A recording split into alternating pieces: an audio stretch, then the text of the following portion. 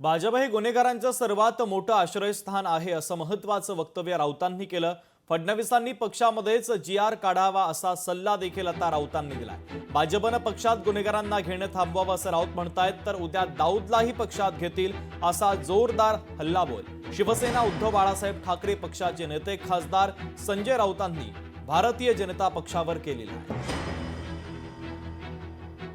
त्यांनी त्यांच्या पक्षामध्ये एक जी.आर काढायचा, कारण सरकार असल्यामुळे एक जी.आर त्यांना सरकार पक्षात काढावा लागेल की यापुढे आमच्या पक्षामध्ये कोणत्याही गुन्हेगाराला प्रवेश मिळणार नाही, यापुढे कोणत्याही गुन्हेगाराला राजकीय संरक्षण दिलं जाणार नाही, यापुढे इतर पक्षातल्या कोणत्याही गुन्हेगार प्रवृत्तीच्या लोकांना भाजपच्या वॉशिंग मशीनमध्ये टाकून धुवून आम्ही आमच्या पक्षामध्ये सुकत वाळत टाकणार नाही।